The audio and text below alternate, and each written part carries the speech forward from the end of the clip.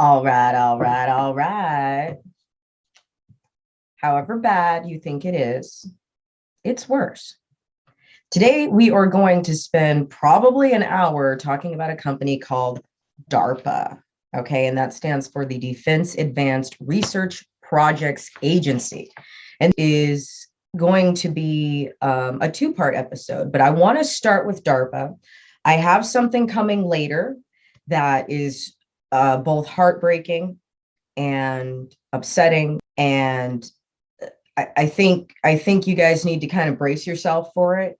So I wanted to start with just talking about this agency because there was an article that came out about this being a civilian document. The name of the document is Extremism and Insider Threat in the DoD. And this being a civilian training material that is being distributed at the Defense Advanced Research Projects Agency. So I was just like curious who this was and like why they were making statements about a certain fraternity. So that being said, as young Pharaoh likes to say, I just kind of, got really curious and wanted to see, well, what exactly do they do? Are they law enforcement? Are they psychologists? Like what's going on here? And it's just kind of weird. The whole thing's kind of weird. The extremist groups that the fraternity are being lumped into are, basically on that level of ISIS and jihadists, etc., and real white supremacists. But we're going to get into this document. We're going to do a little research about the company. We're going to listen to some clips from their, I think, what did he do? Timothy Grayson, who is the director of strategic technology at DARPA. But first, honestly, like this shit makes me so nervous. I'm like going to have a beer. So if there's any brothers in the chat, please go pause this and go get a beer. The Daybreak. This is a coffee vanilla cream ale, light-bodied, brilliant clarity iced coffee, 5% ABV. This is coming out of Wolf's Ridge Brewing. Independent, proudly independent. Did you guys know that I am a Brewers Association certified supporter? Did you guys know that? Frothy, like a cream ale should be. Nice color. Let's try it. Oh my God, that's good. That's good. It's really malty, but that cold brew coffee flavor is there. The vanilla's there. It's sweet. It's bitter, but mostly bitter, the way coffee should be. Enrique put out this document on his Telegram channel, and I was reading through it. It's only 17 pages, but we're not going to read all of it. The Canadian chapters have essentially all been shut down, and in the next episode, I'm going to read you the letter that the chapter put out. And, it's just really sad. Like, it's really fucked up. And it's just so, it's so not effective. It's not effective. It doesn't mean anything. This is all for show. You can't actually prosecute the fraternity for really anything. I mean, they're going after individuals in the fraternity, but all of this nonsense, all this white power, white supremacy nonsense, like it's getting old. It's getting old. So come up with something new. When you look at what DARPA does, like I want to know who they're hiring to do their fucking research. This is what's bothering me. Who are they fucking hiring to do their research? Well, they're probably hiring psychologists at Georgetown University, like Ann Speckert. Okay. They're probably hiring these, lefty agendists who are determined to prove their case, no matter how many lies you have to use.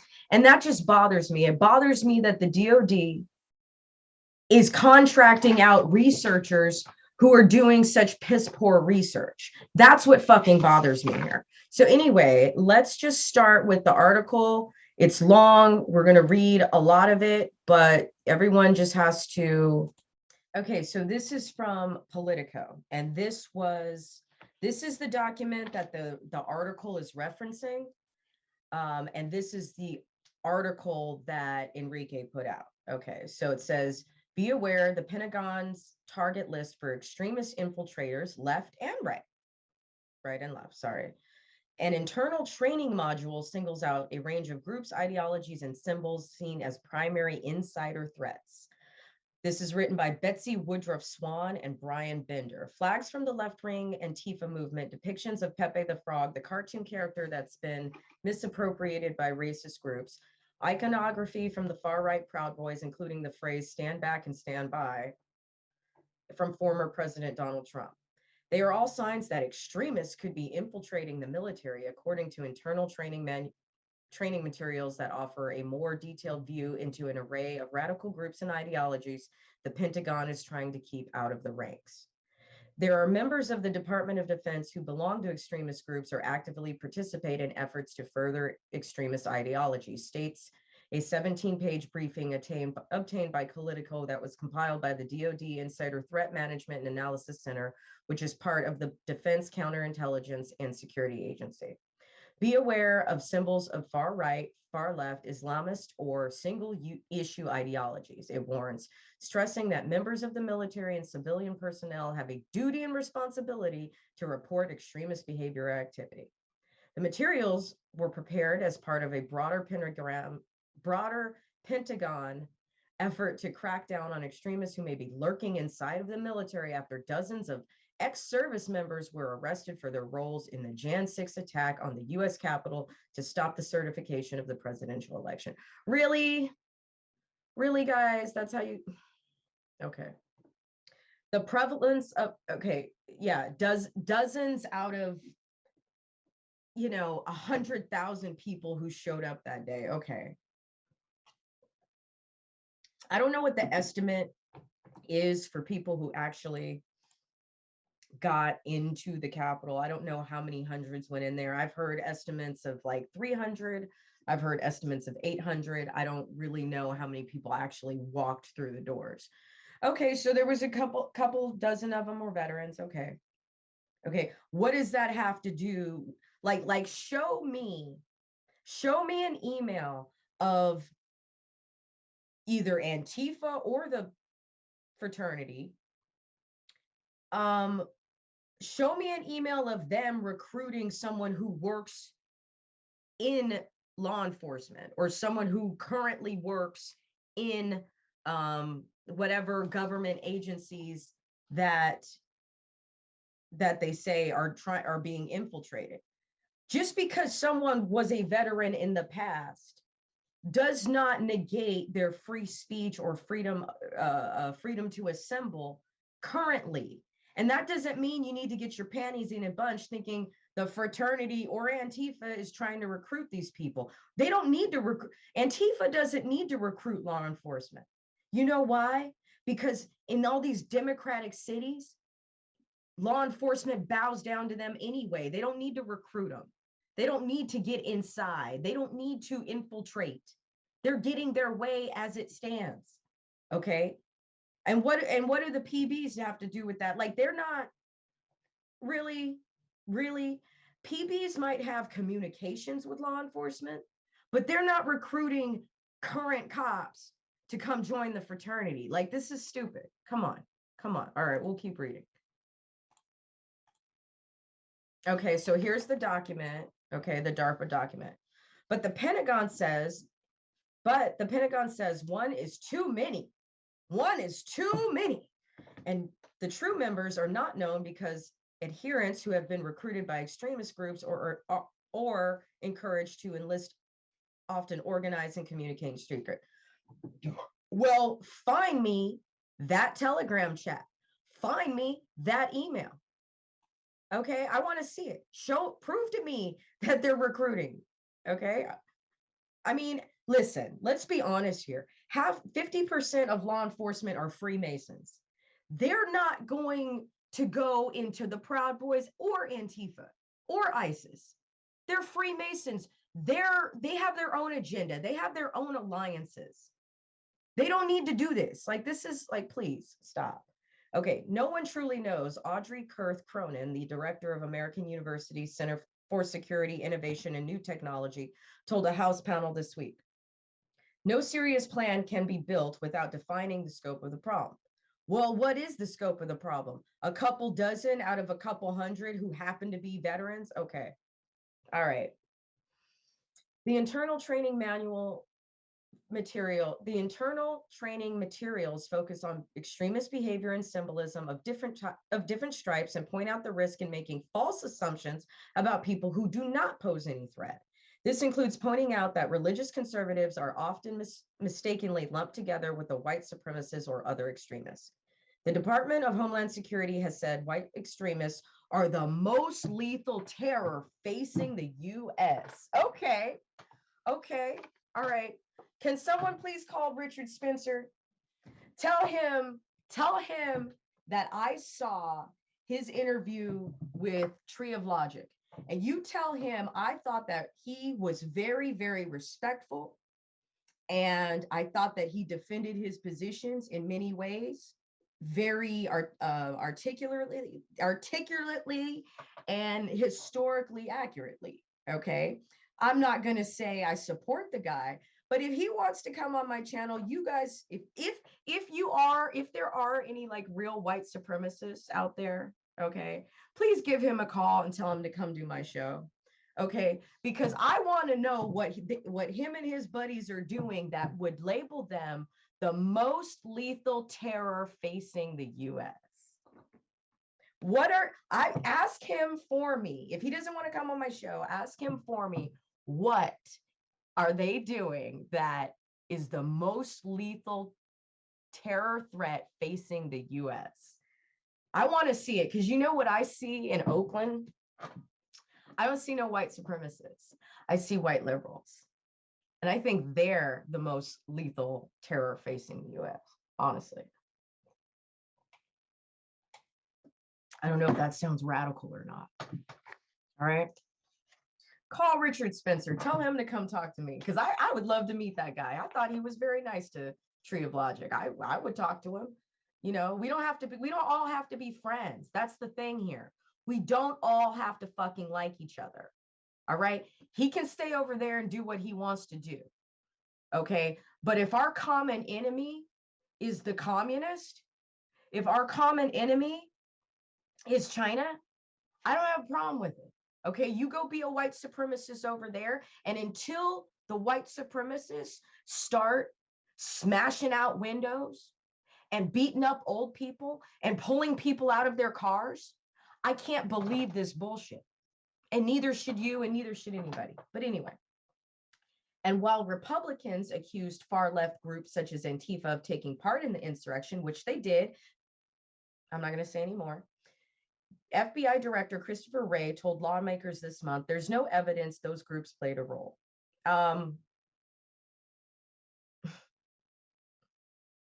my God. I have a strict a strict gag order on not talking about Jan 6, but I'm just going to say this thing. John Sullivan walked up to me, gave me a hug, told me how much he liked my outfit. I thought the dude was gay. Okay. I didn't think anything of it. John fucking Sullivan. I hugged that motherfucker. Okay. I feel disgusting. Ew. All right. But he sure was rocking the Patriot fucking vibe. He sure was rocking the Patriot vibe. So, I mean, unless I'm going to sit there and fucking interview the guy, like, how would anyone know? I mean, if I know, I don't know why they don't know, but okay. Last month, Defense Secretary Lloyd Austin offered a force-wide stand down requiring all units to discuss the threat of extremism within 60 days. So what do they think is going to pop off in the next 60 days that they got to like rush this training? Like, I don't get it. He called it the first step in a concerted effort to better educate ourselves and our people about the scope of this problem and to develop sustainable ways to eliminate the corrosive effects that extremist ideology and conduct have on the workforce. The stand downs also include listening sessions to hear from Pentagon personnel about experiences with activity, such as one held on Friday by a unit of the Army's 101st Airborne Division. The department published a broad guidance for commanders to address. Hey, look, they have a spelling. How can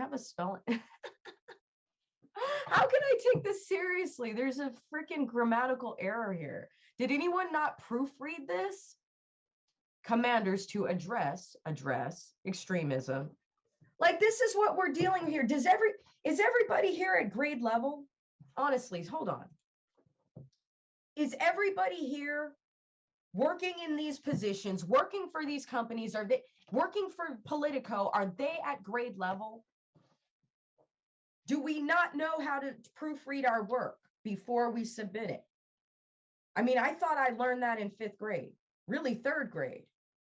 When you first learn how to write a 5-paragraph essay, you do also learn how to proofread it at that time. How do I take these people seriously? My God. Ridiculous.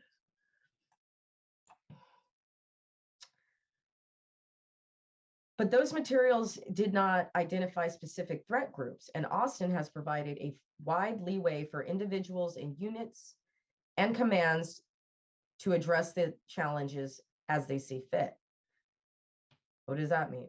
The internal briefing shared with Politico was compiled by the Human Resources Office at the Defense Advanced Research Projects Agency, a small Pentagon agency of several hundred military personnel, civilian employees, and contractors that manages research into breakthrough technologies. Okay, I'm going to stop there, and then we are going to jump into who DARPA is, because that's really what I wanted to get to. I had to read the whole first half of the article to preface it, but that's who we want to talk about, is who is DARPA. Okay, so let's go ahead and watch their little promo video. Defense Advanced Research Projects Agency, DARPA, is to make pivotal investments in breakthrough technologies for national security.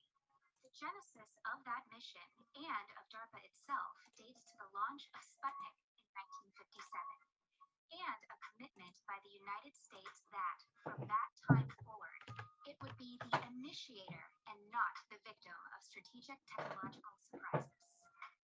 Working with innovators inside and outside the government, DARPA has repeatedly delivered on that mission, transforming revolutionary concepts and even seeming impossibilities into practical capabilities, not only for the warfighter, but also for modern civilian society. Instead of incremental advances, DARPA explicitly reaches for transformational change and works within an innovation ecosystem that includes academic, corporate, and governmental partners with a constant focus on the nation. Program managers address challenges broadly, spanning the spectrum, but ultimately, they are driven by the desire to make a difference. Define their programs, set milestones, meet with their performers, and assiduously track progress. But they are also constantly probing for the next big thing in their field, communicating with leaders in the scientific and engineering community to identify new challenges and potential solutions. Because those challenges and their solutions could lead to the next breakthrough technology for national security. Okay, so what do they mean by academic, corporate, and government partners? Well, what it means is, and Timothy Grayson, their director of strategic technology, will get to this. They get their research from what's called extramural contractors. Okay, so they have their actual DARPA employees, but the majority of research that they gather comes from competitions, events, and extramural contractors, which are also educators. So like I said before, psychiatry professors like Ann Speckard talking to, dumbasses who won't shut their mouth is a dangerous thing, because it's probably professors like her that are sending their research to DARPA. All right, so let's look at before we get into anything that they said about the fraternity, let's look at some of the projects. Like, because this was the confusing part for me, is I was looking at the projects that they had for these defense mechanisms and defense technologies. I didn't understand how any of it fit with the Proud Boys. Like, why are they writing a manifesto about the Proud Boys and how to identify right-wing extremism or political extremism when what they it seems like what they do is majority like parts, circuit boards, like aerospace technologies. Why are they concerned? Like, why are they even putting this out? Why are they even publishing this as training material? Okay, so let's just go ahead and look at the types of things that they do. Okay, because I got it all queued up. Okay. Okay, so here we go. So this is their project's timeline. And they started in 1957 with a Sputnik's response. And I don't know, I'm just gonna like throw out like names here and there. Let me see if I can make it bigger. You know, so okay, we have Sputnik, we have rockets, we have Project Agile's well, I don't know, Information Processing Techniques Office, 1962, Weather Satellite, 1959. They made an observatory, 1963. M16 rifle, 1966. Compact turbofan engines, torpedo propulsion, 1969. So like, as you can see, you know, they do parts, you know, they do parts, they do aerospace stuff, they do weapons stuff. Blue and stealth technology, 1977. No-tail rotor helicopter, 1981. Sea Shadow, 1984. Miniaturized GPS receivers, 1983. Taurus launch vehicle, 1989. It's all aerospace stuff, right? Right. Okay. Then 2002, I see this. They have the personal assistant that learns. Okay. So this is one of their competitions. Through its personalized assistant that learns, short for PAL, PAL is short for that. DARPA created cognitive computing systems to make military decision-making more efficient and more effective at multiple levels of command, reduce the need for large command staffs, and enable smaller, more mobile, and less vulnerable command centers. DARPA worked with military users to refine PAL prototypes for operational use, and with the defense acquisition community to transition PAL technologies into military systems. Elements of DARPA's PAL program, for example, were integrated into the U.S. Army's command post of the future, which integrated data from different feeds into a single display, and today contributes to more timely decisions and coordinated operations on a daily basis around the world. Advances stemming from the agency's PAL program were applied not only for military users, but also for voice-enabled interaction with civilian handheld devices, this led to the 2007 launch of Siri Inc., later acquired by Apple Inc., which further advanced and then integrated the Siri PAL technology into the Apple mobile operating system. Boom. So they have that. Now I'm getting scared. Now this is why you see I need a beer, because now I'm worried. Okay, this is what they're doing here. This is what they're working with here. 2009, the Red Balloon Challenge.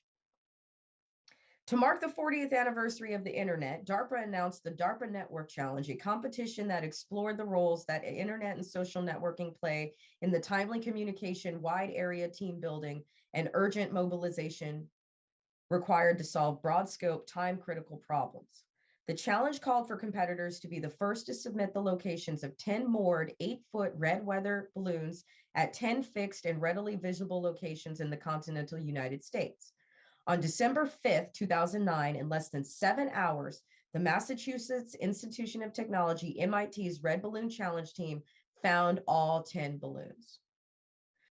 So you're going to tell me They placed 10 red balloons in various locations around the United States at 8 feet tall. And in less than 7 hours, MIT students, not even graduates, MIT students found all 10 of those balloons. And this is the same organization talking shit about the fraternity. I don't know what to say about that. All right, let me turn that off before I get a copyright strike. 2014, we have Mimics. DARPA rolls out its Mimics program to move forward the state of art in context indexing and web searching over the internet. Over the next few years, the Mimics program yielded new tools that enabled quick, thorough organization of a subset of the internet, leading to more comprehensive and relevant domain-specific indexing of web content and domain-specific search capabilities. Mimics quickly proved its value in efforts to counter human trafficking. Human trafficking is a line of business with significant web presence to attract customers and is relevant to many types of military, law enforcement, and intelligence investigations. The use of forums, chats, advertisement, job postings, hidden services, etc., continues to enable a growing industry of modern slavery. Identifying technology counterfeiting operations is another of many applications that Mimics could help mitigate. Well, that's 2014. Like, did y'all accomplish that or not? Is it really for human trafficking, or is this just more surveillance stuff? Okay, I don't know.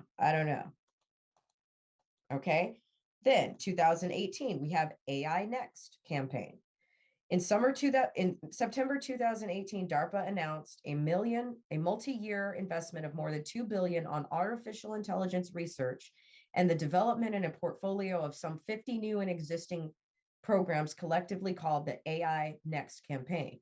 Key areas of the ambitious campaign include automating critical DoD business processes, such as security clearance, vetting, or accrediting software systems for operational deployment, improving the robustness and reliability of AI systems, enhancing the security and resiliency of machine learning and AI technologies, reducing power, data, and performance inefficiencies, pioneering the next generation of AI algorithms and applications, such as one featuring explainability, in which AI reasoning underlying a result can be explained in ways that human intelligence can understand, and common sense reasoning.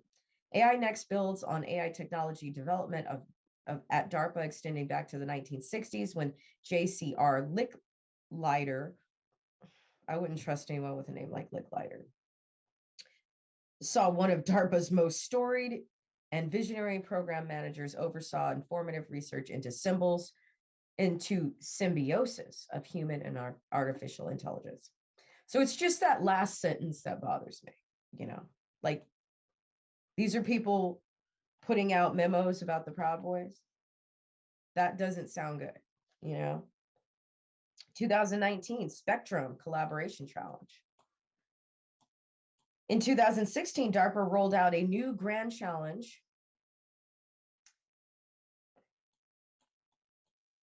the Spectrum Collaboration Challenge, with the goal of ensuring that the exponentially growing number of military and civilian wireless devices have ready access to increasingly crowded electromagnetic spectrum when needed. Sounds like 5G to me. All right, so you guys go back and look at that. I'm not gonna read the whole thing. Let's get a little bit of this interview from DARPA's Director of Strategic Technologies, Mr. Timothy Grayson. I listened to this hour and 44-minute show that he did on this guy's channel. I thought it was pretty good. So we're going to just listen to probably about 8 or 10 minutes of it. So guys, like, I'm sorry if this is boring to you, but sometimes, reality is fucking boring. But like I always say, keep your friends close and keep your enemies closer. So don't just bitch about shit on Telegram and Parler and Twitter. Like, actually learn, like, who these people are talking to, like, who these people are. It matters. It matters. I bet if we were to look at any company parties that DARPA has ever had, I bet you there would be a laundry list of corrupt ass motherfuckers in there. I bet you there would. I bet you. I can almost guarantee it. Anyway, let's listen to Okay, so I got the interview from this article from Forbes, an insider's view of DARPA, the world's most advanced research agency. This was written by David Hambling, and it was in the aerospace and defense category.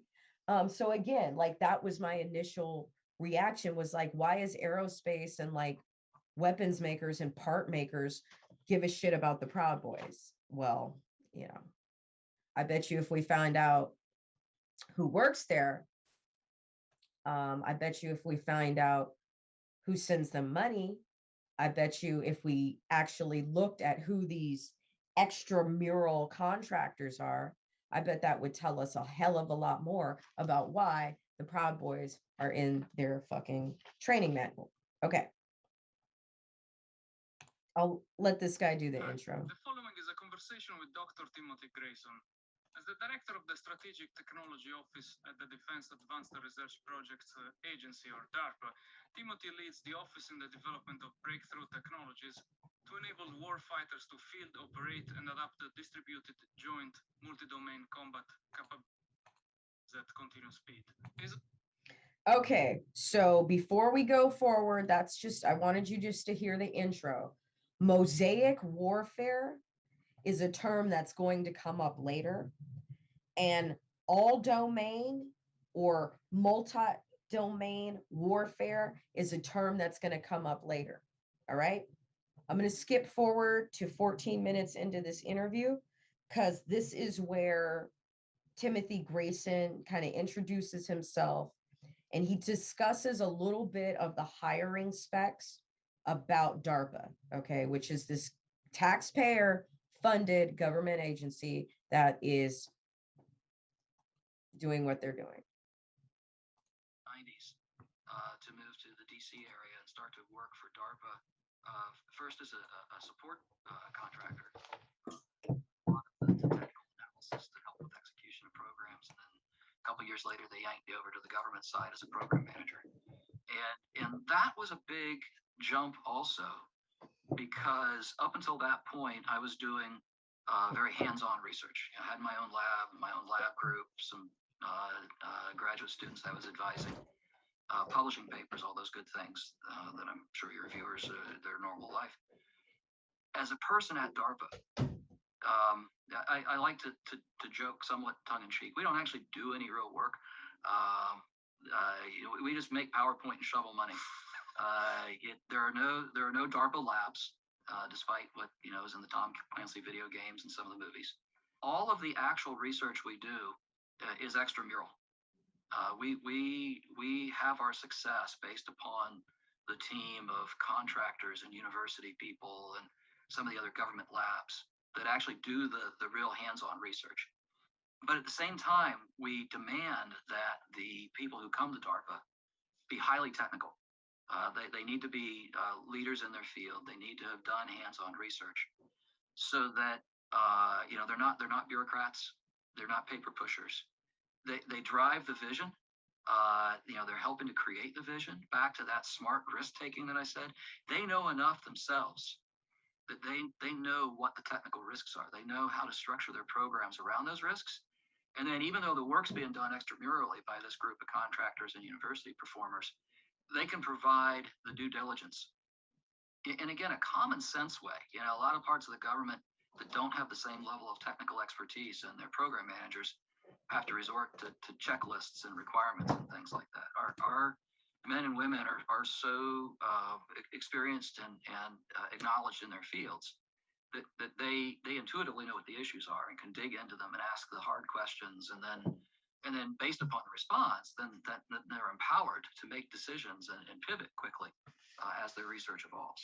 You don't do your own research. You hire out people who are experts in their field. But who are you hiring? Who? Because this is very biased, in my opinion. This document is very biased, in my opinion. And so hang on, we're still going to get to it. I want to put you on to this next part where Timothy talks about kind of the products and the development. And this goes back. There's a method to the madness. I know this episode's boring, but there's a method to the madness here. Okay. The reason I went through and showed you all of the technologies that they were developing is for this next part. Okay, so hang in there. All right, we're all adults. Okay, we got to have more than a 6-second attention span here. Okay. There's a policy within the U.S. government called other transaction for prototyping. And DARPA makes a lot of use of that as an example so that we can engage in more of a traditional type of almost business type of contract with people as opposed to a strict government contract. So a lot of different ways that we try to engage and protect people's IP. Do you know what's the percentage of DARPA projects that pay off, and how many develop like unexpected spin-offs? So that's a really tough question because, as I was saying before, most of our technologies don't go immediately into use. You know, we're usually working things that, you know, by their nature are contrarian or thinking about a problem differently. So I don't know the exact numbers. I would say the percentage that go directly into, you know, say a big military production program or something like that are actually really pretty small. I don't know, I'll make up a number, probably somewhere around 10%, maybe even less, I don't know. But that's almost by design, you know, because if we were doing things that were so well aligned with the production program, you know, we're probably not out there taking enough risks and we're probably not being contrarian enough. So I would say the majority of our efforts do transition, but transition indirectly. And I would say there are 3 big ways they transition. Probably the majority fall into this category where someone is going to pick them up to do more research. And it could be another government lab, or it could be a company that chooses to do it on their own. Awful lot of our capability does come back and get used through these indirect paths. You know, we were talking before about, you know, ARPANET, you know, ARPANET in 1968 or whatever it was certainly didn't go anywhere right away. But, you know, 20 years later, it started being used academically. Another 10 years after that, changed the world. You know, so, and I guess the other thing, a lot of our technology, especially some of the more fundamental research, either goes into commercialization, you know, where it might spin out, you know, be matured, and then shows up in all kinds of different products that come back and. So before I let him finish, I don't know if he's going to say it in this particular clip, but remember I said, remember mosaic warfare? When he talks about his products, his analogy for them is that they are tiles, like tiles in a bathroom, tiles in a mural, right? All of the products, all of the technologies, all of the programming, all of the software, all of the nuts and bolts and bits and pieces and everything that this company develops, he considers them tiles. So what do you think he means when he says mosaic warfare? If these technologies are his tiles, he's putting them together in a pattern. Okay, he's putting them together in a pattern to create something much, much, much bigger. Okay, I don't call it mosaic warfare. He calls it mosaic warfare. Okay, so I'm going to let him finish talking about the technologies. But when he talks about these technologies, he's talking about tiles. Okay.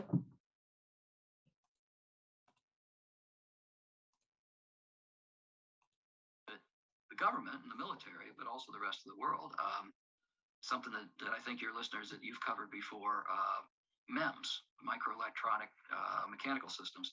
That was something that a lot of the early research was done by DARPA, and none of it went directly into a DoD product, you know. But the component level things get matured, and then they start showing up in all kinds of products, from ejection seats in military aircraft to your cell phone accelerometer. And actually, it's interesting. This is outside the field of my office, but a lot of the big current push for vaccines for the COVID-19 pandemic, DARPA did not directly fund any of that vaccine development, but some DARPA research about a decade ago led to the original research into messenger RNA based vaccines. And the fact that they were able to develop those vaccines so quickly, it wasn't just about mosaic warfare.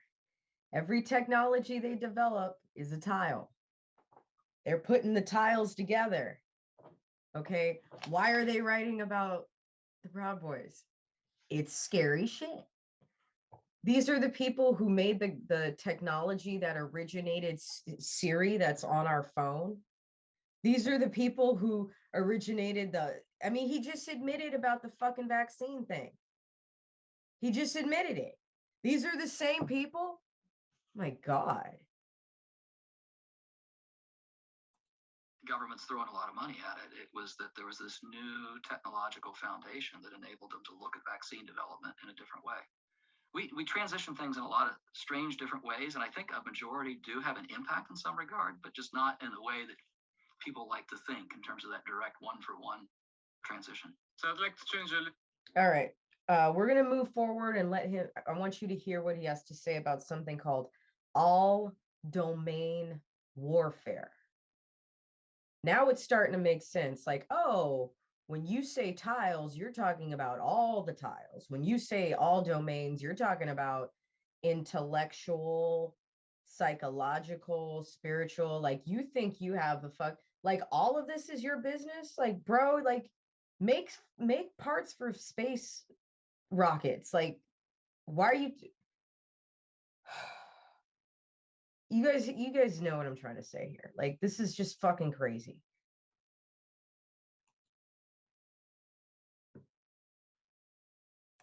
Organizational things that I've been out there pounding the pavement about is we need a new function within the military that, for lack of a better term, I'm calling a combat support geek squad.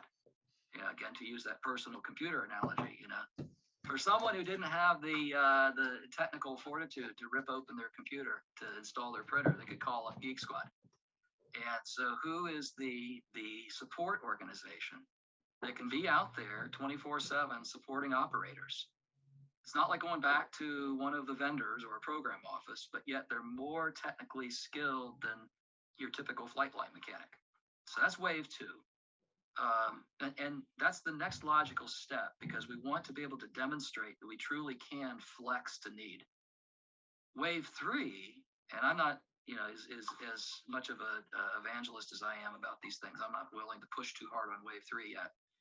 But if we can prove and we convince even ourselves, let alone the warfighter, that they really can operate in this very fluid, more stochastic, build me a capability to need, it is going to change how we think about new systems.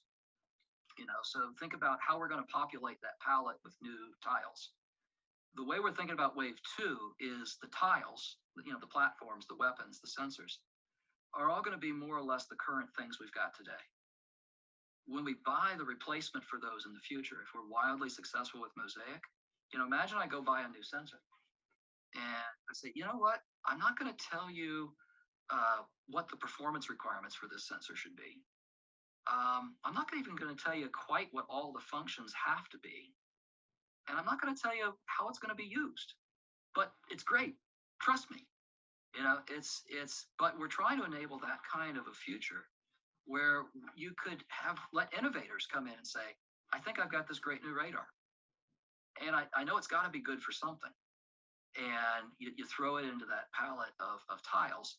One of the interesting things, you asked about modeling earlier, one of the things we're even exploring with are sort of game theoretic models as a way to score tiles. In this future vision, we don't want to dictate how a tile is going to be used, how a particular, capability is going to be used.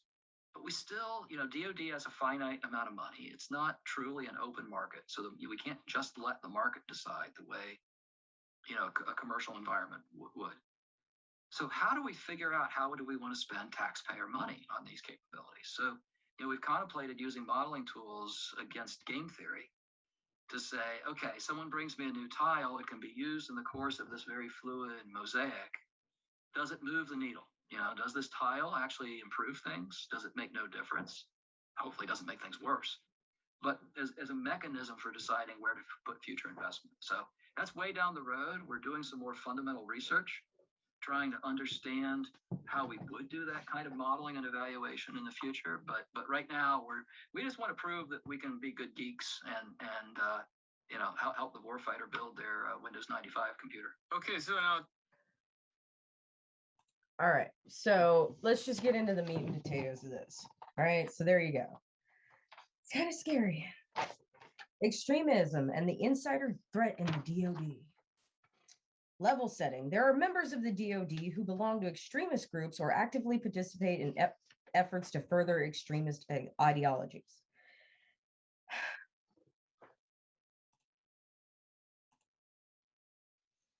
Example groups: Sovereign Citizens, the Oath Keeper, the Boogaloo Boys, and the Proud Boys. All right, anarchists, racial supremacy. We don't need to go through that.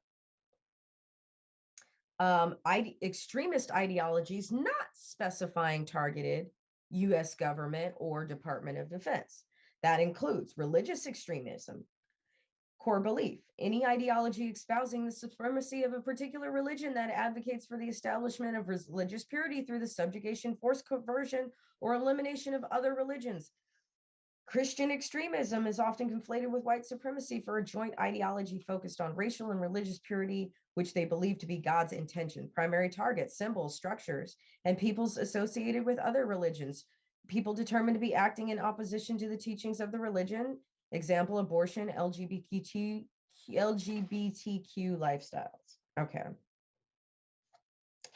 Just because someone says, I don't like this, or my God feels that this is a sin, does not make them religious extremisms. It means, yeah, they disagree. They disagree.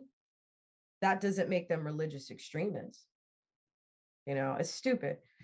Anti-feminist, core belief, an ideology that holds that the modern men have been emasculated by feminism, which they have, and they need to reestablish themselves as the dominant gender, which they do.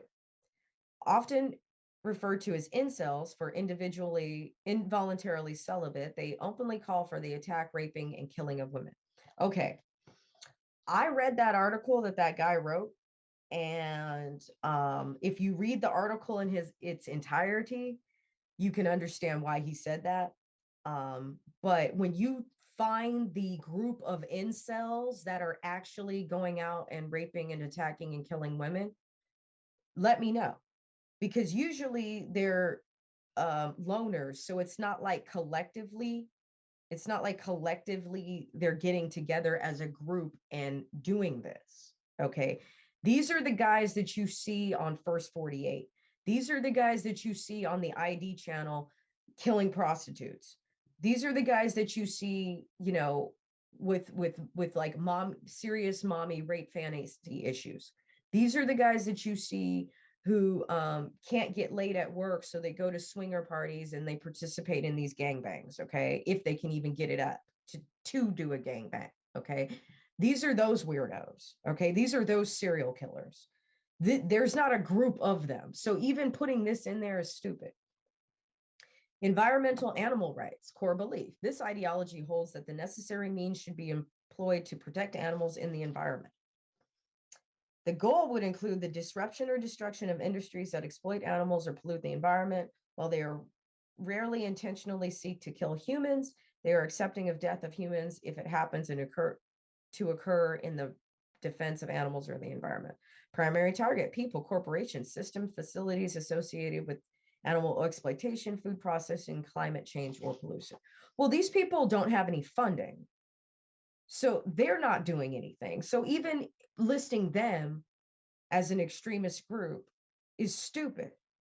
They don't have funding to do anything. George Soros is not going to give them $30 million when they know niggas love eating chicken. Okay. And for all the liberal vegans that there's a whole lot more liberals that are not vegan. Okay. He's not going to, he knows people still, he knows the very people that can overthrow this country don't give a shit about the environment or animals. They don't.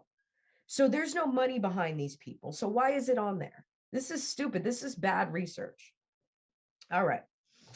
Progression toward extremist violence, radicalization. And I guess that's the I guess that's the group, the category I'm in right now, right? Okay. The process of developing increasingly hostile or antagonistic views toward a particular group, ideology, or institution. Okay. Having hostile views is not a crime. Okay. There's a lot of shit that I'm hostile about. Okay.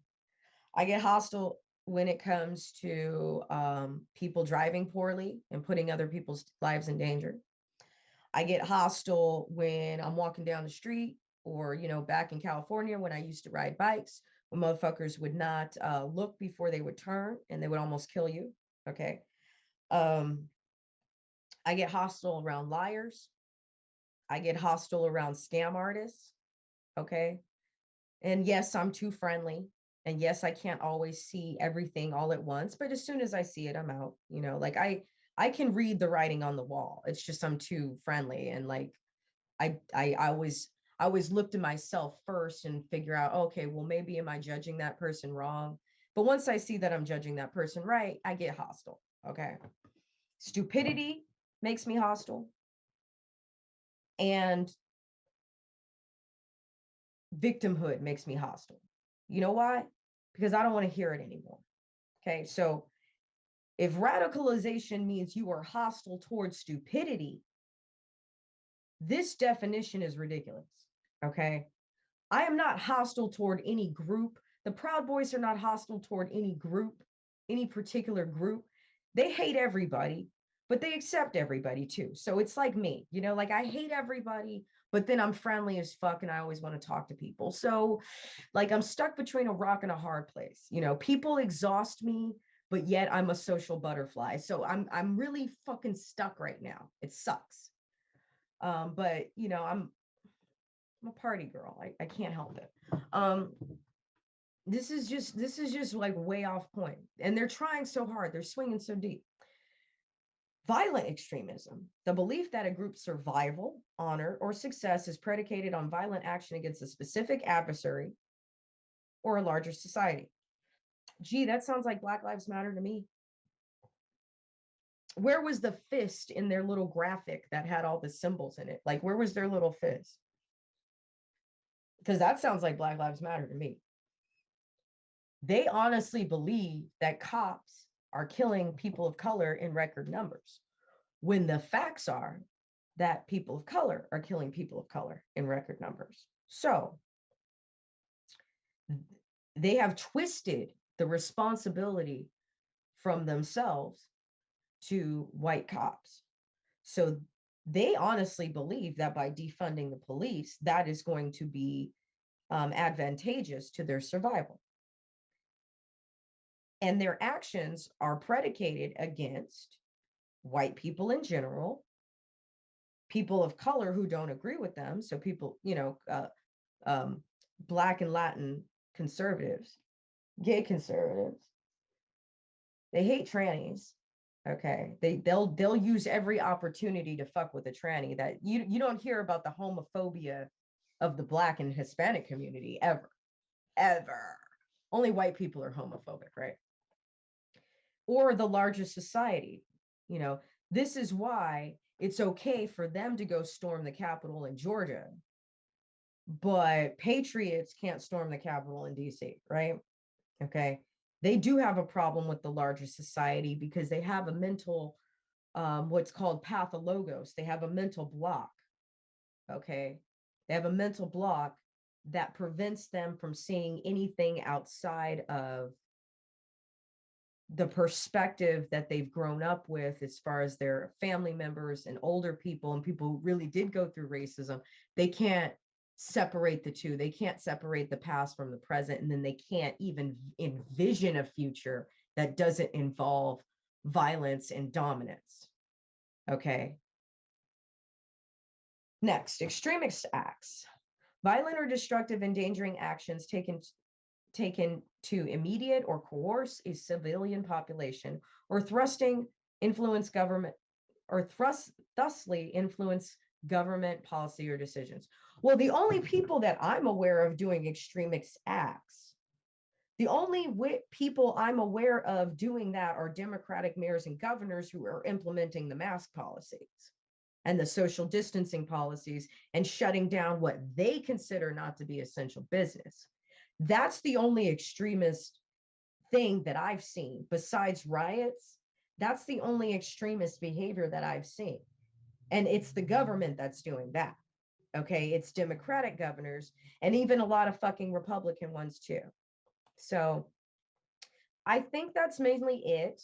Let's look at who, let's see, concerns about violent extremism should be referred to Mark Boyd, write that name down, director, and Mary Vander Linden, also a director.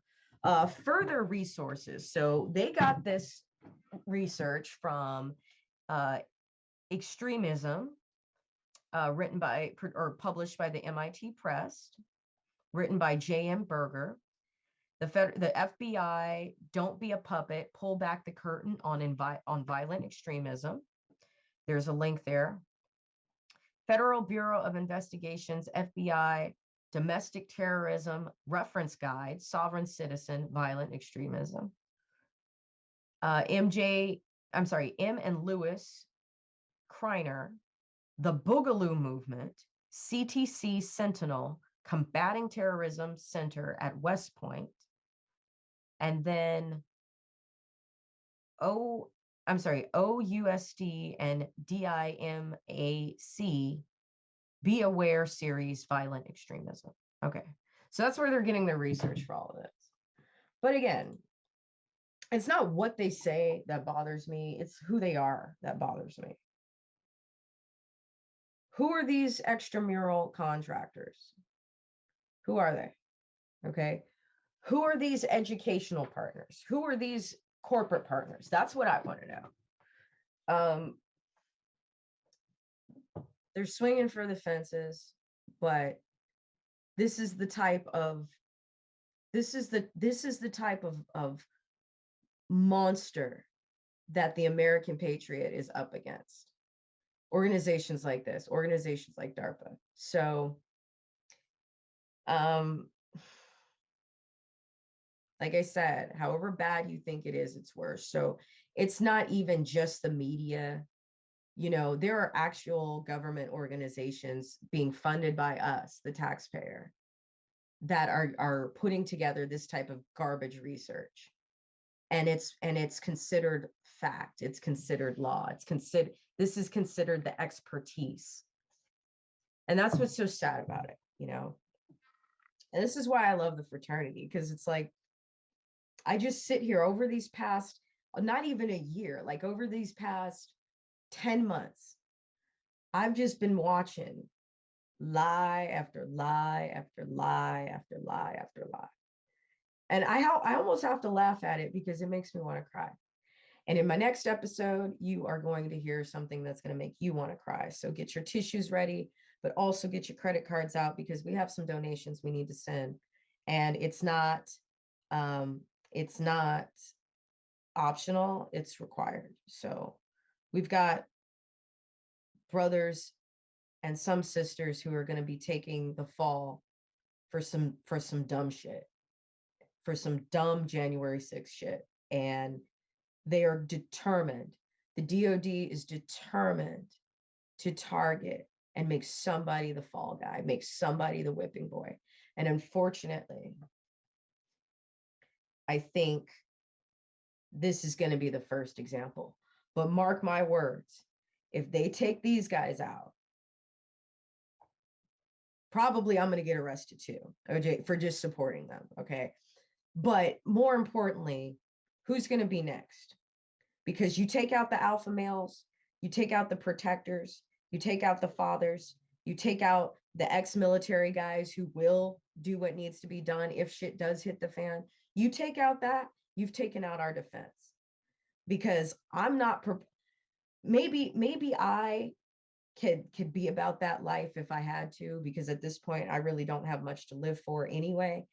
But for everyone else, for all the other women who are unprotected, who don't have their children, who don't have a husband, for everyone else, their free speech is gone. Their activism is gone. They're going to come for the fathers and the husbands, and then they're going to come for the housewives, and then they're going to come for the kids. Mark my words. We need to support these guys. We need to protect these guys. We need to start getting them. We need to get people like Mike Lindell to shut the fuck up about Donald Trump will be back in office. And we need to get people like Mike Lindell to start fucking shelling out some cash so we can start getting some guys out of jail. Okay. And I'm not sure that cash could even get it done. But I'm just saying, if we had to bribe somebody, we would do it. Okay, we would. If we had to, because if you see, that's the problem with Patriots. You don't want to play dirty. Never want to play dirty. I don't want to play dirty. I'm a goody goody. I was an A and B student my whole life. Okay. I like to follow the rules. I like to play by the book. But if I got to break the fucking rules once in a while, then that's what I will do to get from point A to point B. Do we need to bribe somebody? I'll bribe somebody. I don't give a fuck.